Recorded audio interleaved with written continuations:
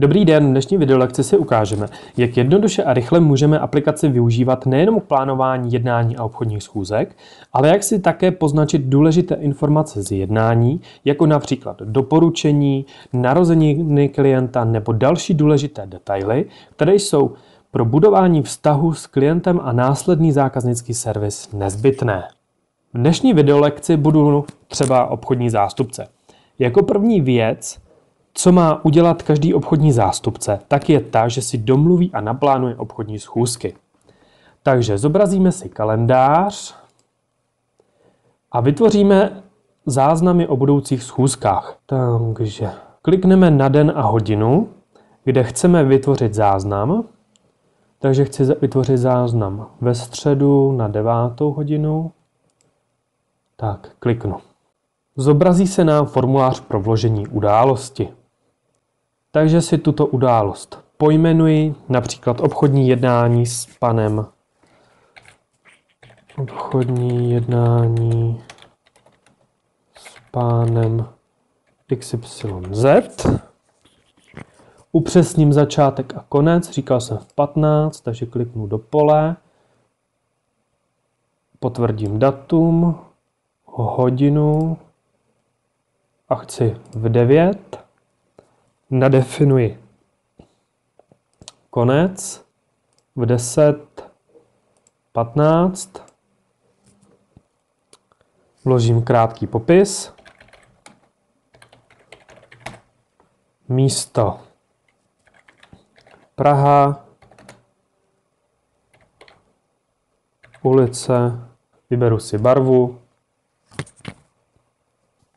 Další 3 záložky, myslím záložku připomenout, přizvat a opakovat, slouží k upřesnění dané události. Záložka připomenout, ta slouží k připomenutí události před jejím začátkem. Takže my událost chceme připomenout 2 dny před jejím začátkem a 1 hodinu. Toto upozornění se projeví následně. Před námi definovanými časovými termíny aplikace upozorní na událost tak, že vám zobrazí upozornění, takové upozorňující okno. Pokud máte aktivní synchronizaci s Google kalendářem a kalendář máte v mobilu aktivní, tak upozornění se zobrazí také i na mobilu. Další záložka se jmenuje přizvat. Tato funkce slouží k zaslání pozvánky k dané události na e-mail. Já zde většinou vkládám e-mail klienta. Takže vložíme e-mail a funkce opakovat, tak ta slouží k definování události, která se pravidelně opakuje. Touto funkcí nejenom, že odpadne opakované vkládání stejné události, tak i tím ušetříme čas. Můžete si nastavit interval opakování, že se má opakovat každý jeden den, případně 1krát za 4 dny, za týden, měsíc, či za 4 roky. Případně můžete nadefinovat, že se má opakovat 2krát, 3krát, datum ukončení. Aby opakování fungovalo, potřeba zaškrtnout funkci, nastavit opakování, následně dáváte uložit. Ano. Takže my máme nastaveno, dáváme ukládat. Vidíte, událost se nám uložila.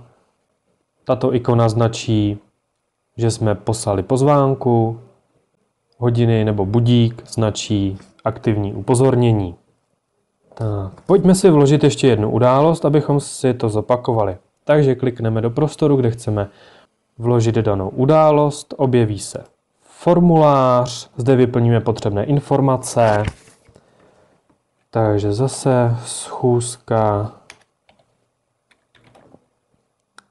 s panem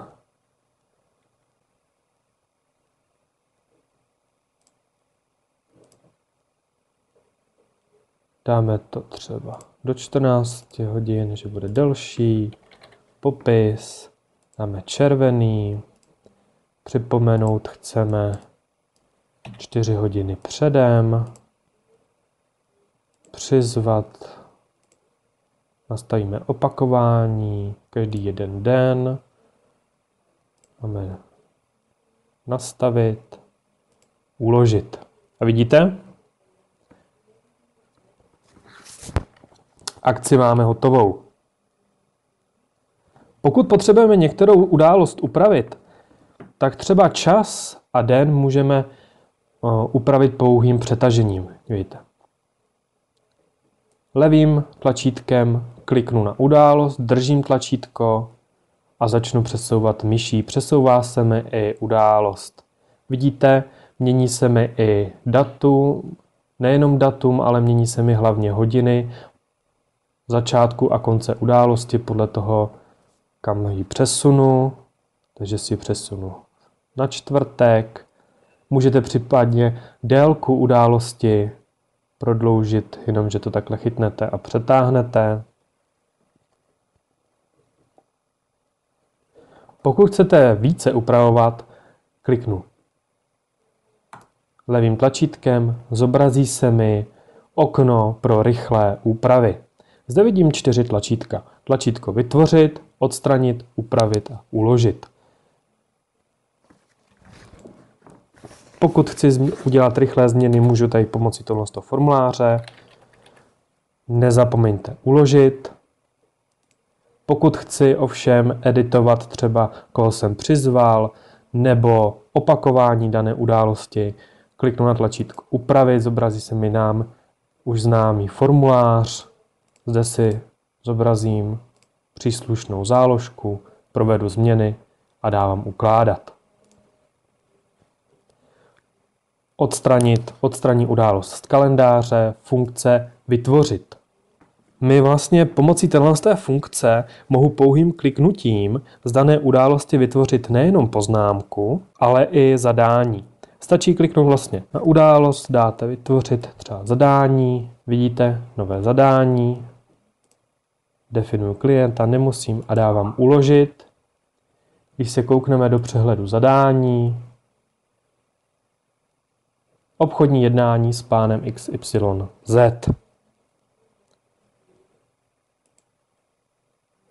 Vytváření poznámky funguje úplně stejným způsobem. Takže klikneme na událost, dáme vytvořit, poznámka. Dáme uložit. Teď, když se koukneme na stránku poznámky, tak máme vytvořenou poznámku. Vidíte? Dnes se trošičku koukneme více na poznámky, takže zůstaneme na této stránce, ale pojďme se vytvořit úplně novou poznámku přímo na stránce poznámky, takže kliknout na tlačítko nová poznámka. Zde napíšeme název poznámky. Můžeme vložit štítek, také se používá označení jako tag nebo klíčové slovo. Toto se používá pro budoucí lepší dohledatelnost dané poznámky. Vložíte ho tak, že napíšete slovo a dáte Enter. Takže napíšu štítek a dávám Enter. Vidíte?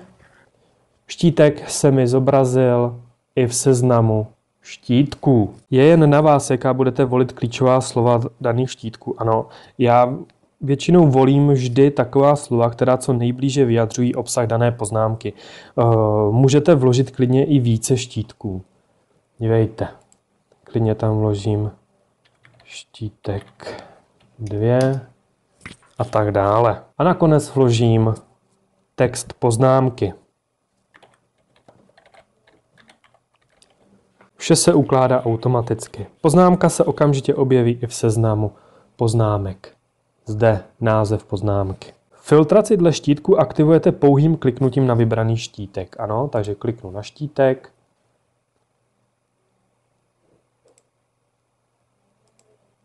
A zde v seznamu poznámek se mi vyfiltruje a následně zobrazí pouze a jenom poznámky, které obsahují daný štítek. Ano.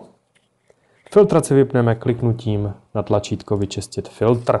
Poznámku si také můžeme nejenom stáhnout nebo odeslat na e-mail v PDF jako zadání či harmonogram, ale můžeme i přímo poznámku převést na zadání. Takže když klikneme na akce, zobrazí se nám funkce nebo možnosti k dané poznámce. Tady máme tisk, vytvořit zadání, odeslat na e-mail, otevřít PDF, stáhnout jako PDF.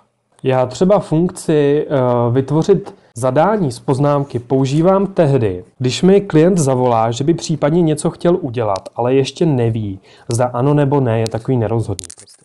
Takže si to uložím jen jako poznámku pro případnou budoucí nějakou aktivitu. Pokud se v budoucnu klient rozhodne, že chce realizovat daný problém, který jsme řešili, tak pouhým kliknutím vlastně z poznámky udělám zadání a pracuji na úkolu. Takže jenom vyberu si poznámku, akce, vytvořit zadání.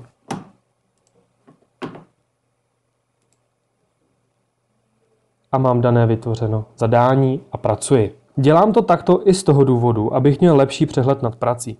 V zadání mám tedy jen pouze a jenom doopravdy jistou práci, na které pracuji a za které získám peníze. Tak, tyto šipky slouží vlastně k přepínání mezi poznámkami. Funkce přesunout do koše má stejnou funkci jako například koš v počítači. Dané se přesune do koše, ale ještě nedošlo k finálnímu odstranění z aplikace, takže kdykoliv můžete dané opět obnovit. K finálnímu odstranění dat z aplikace dojde, až když data smažete z koše. Dám přesunout do koše, ano, zobrazím si koš a tady vidíte obchodní jednání s pánem XYZ. Dnes jsem to odstranil. Funkce vysypat koš odstraní celkový obsah koše. Pokud chci vybraný záznam vrátit do původního stavu, kliknu na více a dávám obnovit. Potvrdím, vrátím se zpět do poznámek a vidíte, poznámka je obnovena a je zpět na svém místě. Jako poslední si dnes ukážeme, jak velmi jednoduše si poznamenávat klíčové informace o klientovi tak, abychom je následně velmi rychle našli a zorientovali se v nich. Takže jdeme do karty Klienti. Zde si vybereme klienta, ke kterému si chceme uložit informace. Takže vybereme si našeho Frantu Omáčku. Zobrazí se před námi detail klienta. Zde vidíme obchodní bilanci. Zde vidíte rychlé kontaktní údaje s možností vkládání poznámek. Na druhé kartě jsou kompletní fakturační údaje. Máte možnost je kdykoliv změnit. Záložka kontaktní osoby slouží k evidenci kontaktních osob k dané firmě. Pokud se jedná o živnostníka, tak většinou zde budete mít 1-2 kontakty. Pokud se ale bude jednat například o SROčko nebo větší firmu, tak zde předpokládám, že budete mít asi více kontaktů, jako například na jednatele, obchodní zástupce, účetní a tak dále. U každého klienta v aplikaci Kenny App si můžete nastavit libovolný počet kontaktů. První vložený kontakt, který je v seznamu, se automaticky nastaví jako výchozí. Údaje výchozího kontaktu se potom zobrazuje například ve výpisu klientů nebo na hlavní stránce detailu klienta. Vidíte, jako výchozí mám nastaveno jméno Karls, e-mail. Jiný význam toto označení nemá. Jako výchozí lze označit libovolný kontakt. Takže já si třeba chci nastavit ten druhý kontakt jako výchozí, takže kliknu na více, nastavit jako výchozí. Vidíte, došlo ke změně a na stránce přehled taky ke změně. Důležitým nastavením kontaktu klienta je volba zasílat dokumenty. Na kontakty s touto volbou odesílá aplikace veškeré automaticky vygenerované faktury a upomínky. Zároveň tento kontakt bude nastaven jako příjemce při vytváření e-mailu danému klientovi, například při odesílání zadání nebo výkazu. V těchto případech ho můžete před odesláním odstranit, případně doplnit další příjemce. Vrátíme se zpět na přehled a jdeme si ukázat, jak si můžeme třeba vést důležité informace. Tak, důležité informace můžeme značit sem do položky poznámky. Vytvoříme si tabulku, trošku ji zformátujeme, například takto. Doplnil jsem tam už i nějaké informace. Jak znovu nějaké informace budu mít, tak je doplním buď do příslušných polí, či jenom jako textovou informaci, nebo mohu tabulku i rozšířit. Tímto je dnešní videolekce u konce. Návody, které jsem zase dnes ukázal nebo ukazuji i v dalších videolekcích, tak v žádném případě nemusíte dodržet, ano. Najděte si vlastní způsob používání aplikace. Naše aplikace je jen nástroj, který vám umožňuje pracovat podle vašich zvyklostí a potřeb. Věřím, že dnešní videolekce byla pro vás přínosná. Proto pusťte si další lekce, abyste se naučili využívat aplikaci naplno pro vlastní podnikání. Přeji hodně úspěchu.